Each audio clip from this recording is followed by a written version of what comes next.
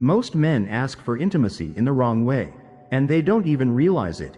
They think it's about the words, the timing, or the way they phrase the question. But what really kills attraction, instantly, without mercy, is the energy they bring into that moment. In this video, I'll show you a powerful Stoic psychological shift, one that makes a woman feel naturally drawn to your presence, not pushed away by your need. Stop pleading, stop begging, start leading. This isn't about manipulation, it's about masculine clarity, about being a man rooted in strength. Today, we're going to break down how to ask a woman for intimacy in a way that deepens attraction rather than destroys it. Let's start with the biggest and most common mistake men make. They ask from a place of neediness. Picture this with me for a moment. You're out with a woman you find incredibly attractive. You've shared laughs, exchanged stories, maybe touched her hand across the table. The chemistry is there, you can feel it building. Your body wants to lean closer. You want more. You want to invite her into a deeper, more intimate connection. But then the anxiety kicks in. Your chest tightens. Your heart beats faster. Your palms start sweating. The moment you're about to speak, your throat closes up. You rehearse a dozen sentences in your head, second guess every word, and when you finally manage to speak, it comes out small, nervous, apologetic. I mean, only if you're comfortable. Maybe we could, if you want to. Sound familiar? That right there is the problem. This is how most men ask for intimacy. And it's not what they say that kills attraction, it's the neediness dripping from their voice. The hesitation, the hidden plea. Please accept me. Please don't reject me. Please say yes so I can feel like a man. And here's the brutal truth. No matter how polite or respectful your words are, she feels that energy. She might not put it into words, but she senses the imbalance. She feels the self-doubt behind your desire. And that energy, more than your words, more than your intentions, is what destroys attraction. Why does this happen? Because so many of us were conditioned from childhood to seek permission. As boys, we were told to be good, polite, agreeable. We were taught not to make anyone uncomfortable, not to express too much desire, not to be too much. And so, when that boy becomes a man, he still carries the same emotional programming. He doesn't lead, he doesn't own his desire. He stands there hoping to be chosen instead of showing up as an equal. And let's be honest, when you ask from that place, you're no longer a man inviting. You're a beggar pleading, and no woman is truly attracted to a beggar.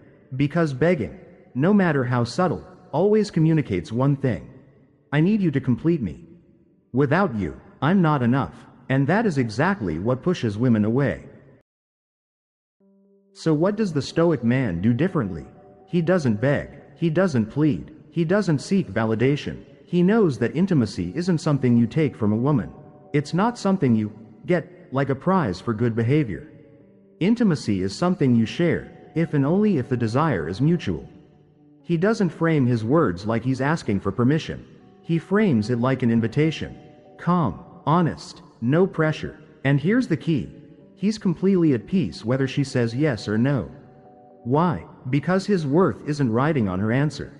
He doesn't need her acceptance to feel valuable. He's already chosen himself.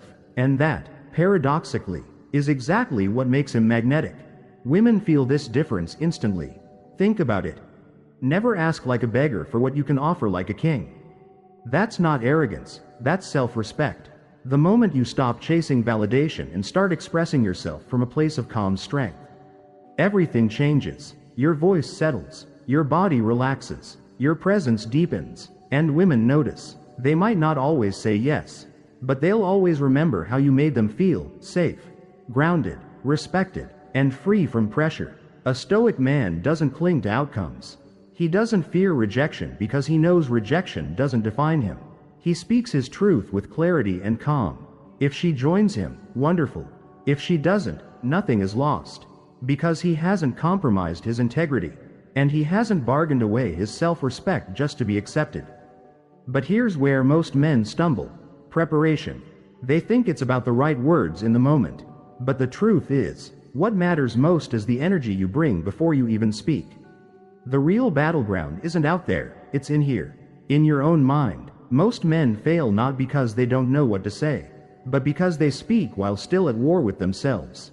So before you lean in, before you send that late night text, before you open your mouth, pause, breathe, ask yourself, am I seeking connection or validation?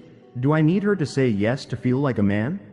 Am I inviting her because I feel abundant, or because I feel empty? These are not small questions. They're uncomfortable, but they're necessary, because if your desire is rooted in insecurity, it will always feel like pressure, even when you don't intend it. But if it's rooted in truth, it becomes a clean, powerful offer. And here's the Stoic principle: control what you can, accept what you cannot. You cannot control her feelings. You cannot control her mood. You cannot control her timing. But you can control the state you're in before you speak. You can control the meaning you give to her response. That's where your power lies. Your nervous system speaks louder than your mouth. You can say all the right words, but if you say them with tension in your shoulders, with shallow breathing, with darting eyes, it does. But when your breath is steady, your body relaxed, your voice calm, you send a different message. I'm good. Whether you say yes or no, I trust myself. I'm not here to impress. I'm here to share. And paradoxically, that's what makes you deeply attractive. Because the most seductive thing about a man is not how badly he wants a woman, it's how whole he is without her. So before any intimate moment, whether it's kissing her for the first time, inviting her closer, or simply expressing your feelings, ground yourself. Here's a quick process Stoic men use. Still the body. Sit or stand in silence for 30 seconds. No phone, no distractions. Breathe deep. Inhale for 4 counts. Hold for 4. Exhale for 6. Repeat 3 times. Ask the inner question: what do I truly want from this moment? Am I acting from truth or from fear? Detach from the outcome. Remind yourself, her answer doesn't define me. Return to presence. Feel your feet on the ground, your body steady, your breath calm. Speak from that place. Do this consistently, and you'll notice something incredible. What once felt terrifying becomes simple. Not easy, but simple, because you're no longer performing to win. You're simply showing up as yourself. Marcus Aurelius once wrote, if you are distressed by anything external, the pain is not due to the thing itself, but to your estimate of it, and this you have the power to revoke at any moment. Before you speak to a woman, revoke the lies, revoke the fear that whispers, if she doesn't want me, I'm not enough. Revoke the fragile story that your masculinity depends on her approval. Replace it with this truth: I am whole. I desire, but I do not depend. I offer, but I do not beg. I feel, but I do not fear. That is the Stoic path. And when you walk it, not only do women feel safer with you, you feel safer with yourself. You reclaim your center. You reclaim your presence. So let's be clear, this video isn't about tricks or manipulative tactics. It's not about lines or strategies. It's about you reclaiming your core as a man. About learning to invite intimacy from strength, not from scarcity, from calm, not from chaos, from choice, not from desperation. You don't have to beg to be desired. You don't have to shrink to be accepted. You don't have to chase to feel worthy. A Stoic man leads with presence, speaks with clarity, and remains unmoved by outcomes. That is the way. And if this message resonated with you, here's what I want you to do right now. Like this video, subscribe to the channel, and share it with someone who needs to hear it. Drop a comment below with your own experience, because chances are, your story could inspire someone else. Remember, the world doesn't need more men begging for validation. It needs more men rooted in truth.